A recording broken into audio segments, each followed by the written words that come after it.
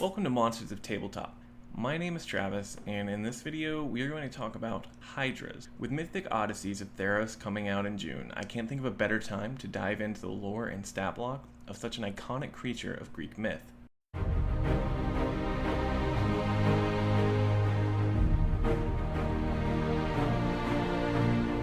In Greek mythology, the Hydra appears as a great many-headed serpent, the child of Typhon and Echidna. The Hydra is a truly horrific beast to behold. It is said that cutting off one of the many heads would cause two to grow back in its place. Its teeth also have necromantic properties, and according to the 12 labors of Hercules, its blood is a potent poison. Moving into Dungeons & Dragons lore, Hydras are the spawn of an ancient dragon god named Lernaea, who was slain at the dawn of time by Tiamat.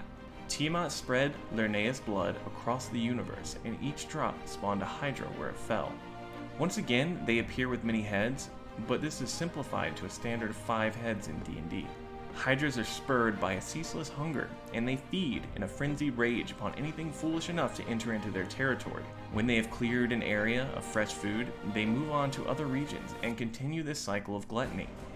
It is said that if a Hydra can find no food for too long, its heads will turn against one another and feed upon themselves. Hydras prefer to stay in wet locations near running water, such as lakes and river basins. They don't have lairs save for in the colder months when they seek shelter in deep caverns or ruins. Now that we know a little bit about them, let's jump into the stat block. Hydras are huge in size and boast an armor class of only 15, making them an easy target for attack. They have an average hit point maximum of 172, they have a ground and swim speed of 30 feet. They have a high strength and constitution at 20 each, but the rest of their ability scores are average or far below par. They are proficient in perception and have dark vision out to 60 feet with a passive perception of 16. They speak and comprehend no languages. Being semi-aquatic, they can hold their breath for 1 hour.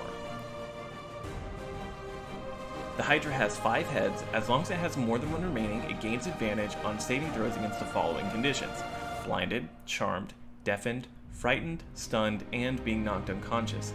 Each head can only take 25 points of damage individually before dying. If all the heads die, the Hydra will die.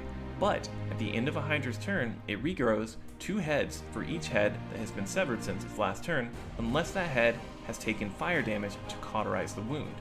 In addition, the Hydra regains 10 hit points for each regrown head.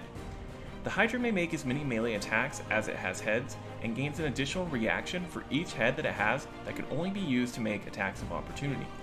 The Hydra's melee attacks are bite attacks and have a +8 to hit in a reach of 10 feet.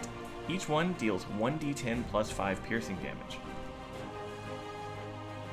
Looking at the Hydra as it is in 5th edition, it won't be much of a threat for a seasoned party of adventurers. But lower levels beware if you dream of cutting your teeth against this creature of legend. The Hydra should be used with caution against a lower level party, as the number of attacks per turn can really add up, but it's a great monster to throw in to get the blood flowing and really instill a sense of both fear and wonder. Use discretion when utilizing the Hydra in your games, and remember, we aren't the bad guys, we just play them.